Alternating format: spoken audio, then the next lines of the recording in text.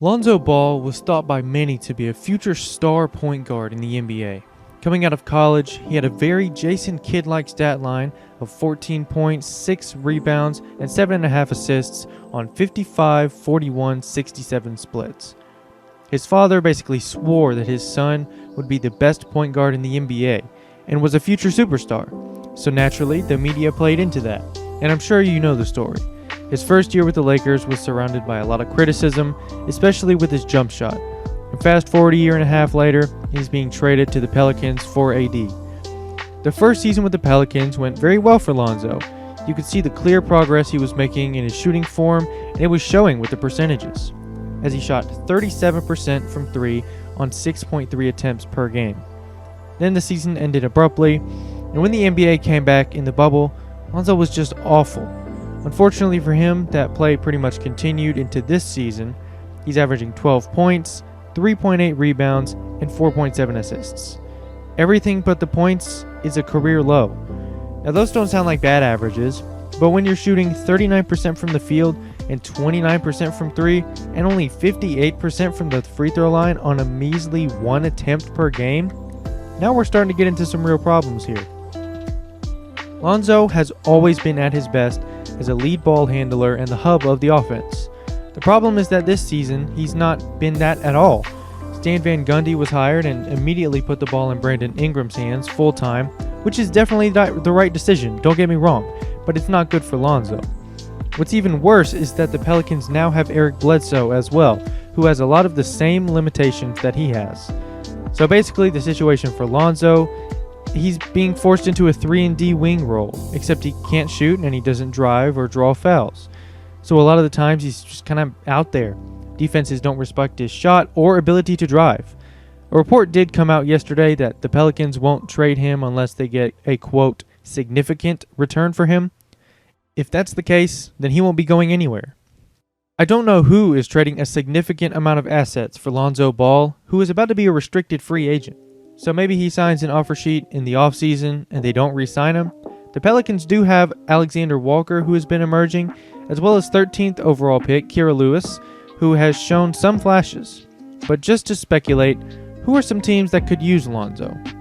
Well, the first one that I want to mention is the New York Knicks. This is probably my favorite option. I know they have Quickly. I know Randall has been running the offense a bunch, and I know the Knicks have like 0 shooters. But I still think it could provide a stable place for him to grow.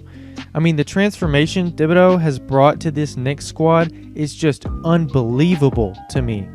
The fact that he's gotten this team that was awful last year to buy in on the defensive end and be not only good, but so far one of the best defenses in the league. And that is just amazing to me. I think Lonzo would benefit greatly from their team defense and playing hard for each other. He's definitely got the basketball IQ as well as the frame to be a very good defensive player.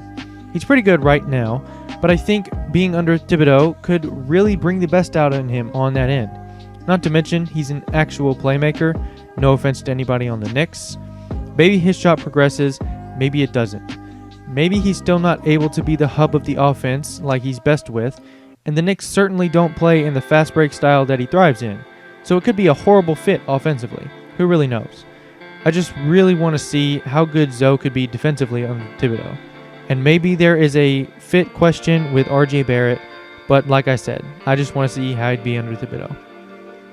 Another team I think could go for Lonzo could be the Bulls.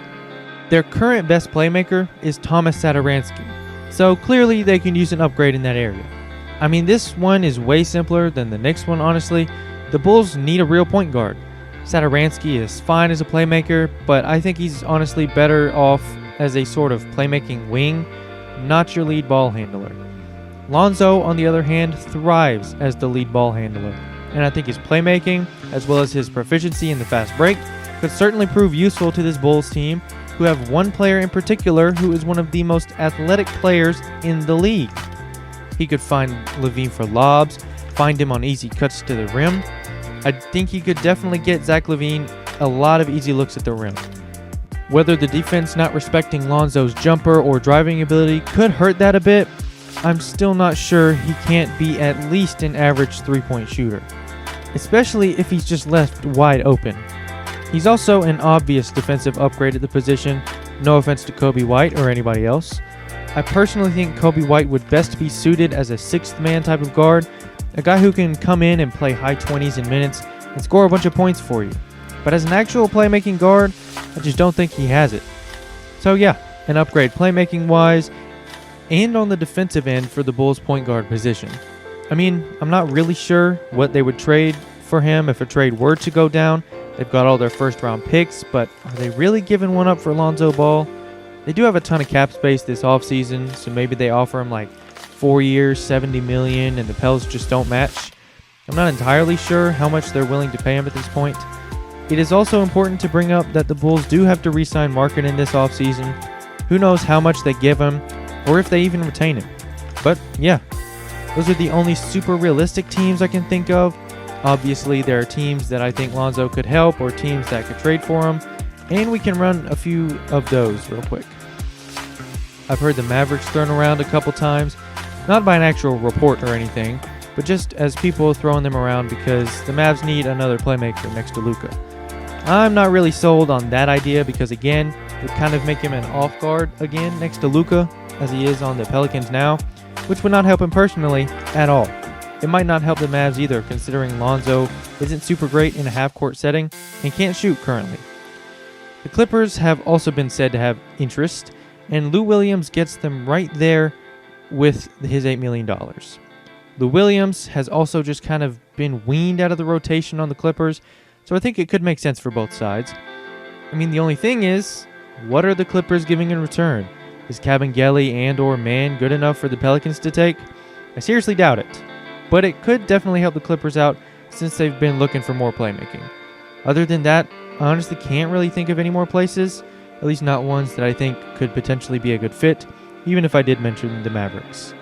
But anyway, if you enjoyed the video, consider leaving a like on the video and subscribing to the channel. I'd greatly appreciate it. If you didn't like it, leave a dislike. And y'all have a good one.